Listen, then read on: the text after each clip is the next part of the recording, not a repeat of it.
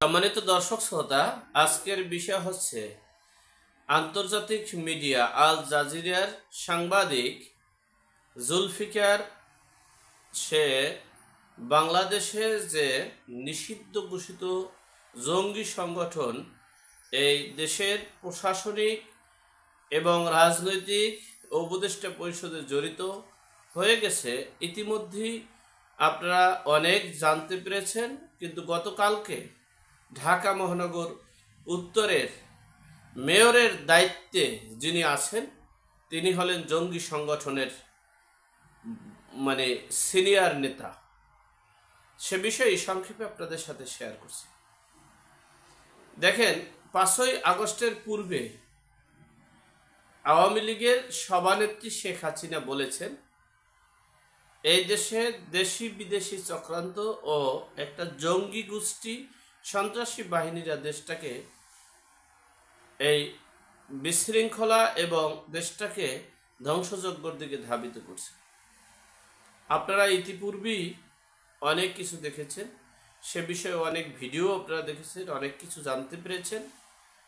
সর্বশেষ একটা বাণী আপনারা জানতে পেরেছেন, যেটা আওয়ামী লীগকে নিষিদ্ধ করার পর আপনারা জানতে পেরেছেন ডক্টর মোহাম্মদ ইউনূস বলেছে, আমি গবেষণা করে দেখেছি এই পৃথিবীতে অনেক ক্ষমতা আমার আছে, সে ক্ষমতাকে আমি ব্যবহার করে গত 54 বছরের যা কিছু অর্জন, যা কিছু হয়েছে সব কিছু আকাশের সাথে বিলিয়ে দিয়ে আমি নতুন ইতিহাস সৃষ্টি করব।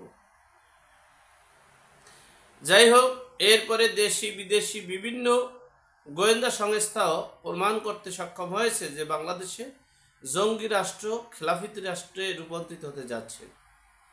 আপনারা ইতিপূর্বেই জানতে পেরেছেন মার্কিন যুক্তরাষ্ট্রের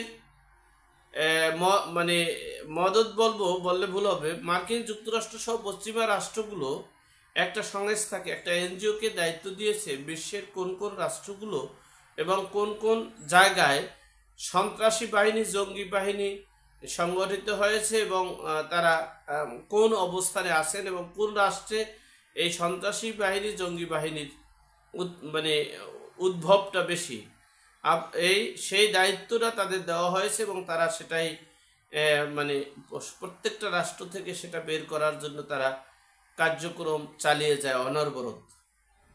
এরপরে আমরা দেখেছি 2025 সালের শুরুতে এই বাংলাদেশের যে একটা জঙ্গি রাষ্ট্র এবং জঙ্গিদের দখলে এই রাষ্ট্র আছে, সন্ত্রাসী রাষ্ট্রে রূপান্তরিত হয়েছে, সেই এনজিওটি বিশ্বের 3 নম্বর শীর্ষ সন্ত্রাসী দেশ হিসেবে বাংলাদেশকে চিহ্নিত করেছেন। সেখানে আমরা নানা ক্রিয়া প্রতিক্রিয়া অনেক কিছু দেখিয়েছি, বলেছি, প্রতিবাদ করেছি, অসুবিধা নেই। তবে আপনারা জানেন আল জাজিরা এটা আন্তর্জাতিক গণমাধ্যম। এই আন্তর্জাতিক গণমাধ্যমের গোয়েন্দা রিপোর্টে আপনারা ইতিমধ্যেই জানতে পেরেছেন যে বাংলাদেশের দায়িত্বে যিনি আছেন সিনিয়র সাংবাদিক জুলফিকার নায়েক, তিনি গবেষণা এবং অনুসন্ধান করে দেখেছেন যে বিভিন্ন সেক্টরে নিষিদ্ধ ঘোষিত সংগঠন এবং জঙ্গি সংগঠনের নেতাকর্মীরা ও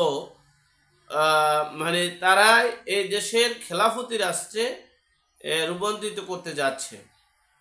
ইতিপূর্বে আপনারা একটা ভিডিও দেখেছেন, গতকালকে বলেছে এই দেশে কোনো উপদেষ্টার দরকার নেই, কোনো চেয়ারম্যান মেম্বার, কোনো কিছুর দরকার নেই। এখানে যদি খালি নামটা বলে নাই, এখানে যদি আমিরে জামাত শফিকুল ইসলামকে বসানো হয় প্রধানমন্ত্রীর দায়িত্ব হিসেবে, আর এই ডক্টর মোহাম্মদ ইউনূসকে যদি রাষ্ট্রপতি হিসেবে বসানো হয়, তাহলে দেশ ঠিকমতো চালাতে পারবে।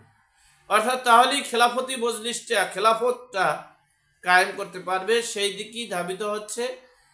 তারই পরিপ্রেক্ষিতে আমরা গতকালকের সাংবাদিক এই জুলফিকার নায়েক, যিনি আল জাজিরার আন্তর্জাতিক বিশ্ববিখ্যাত পত্রিকা গণমাধ্যম আল জাজিরা, তিনি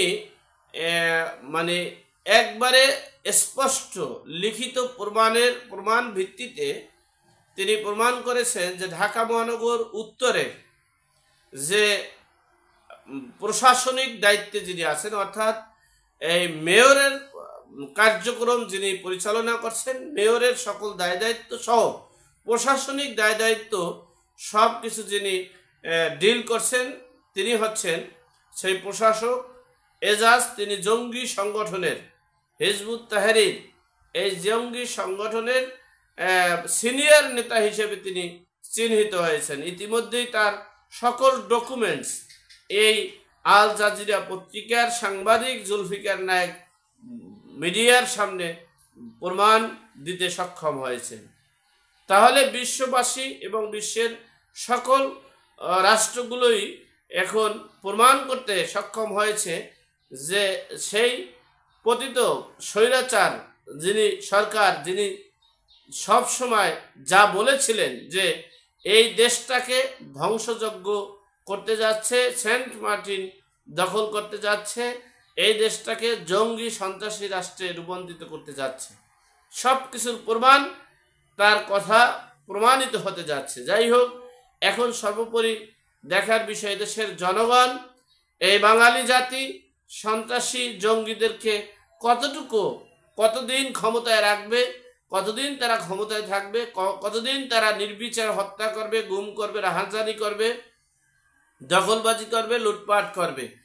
মাত্র 8 মাসে মাত্র 90,000 কোটি টাকা মানে লুটপাট করেছে, সেটা হলো প্রশাসনিক হিসেবে চলে আসছে, আর অপ্রশাসনিকভাবে আরো মিনিমাম 90,000 কোটি, অর্থাৎ 1,80,000 কোটি টাকা লুটপাট করা হচ্ছে এই 8 মাসে বাংলার জমিন থেকে।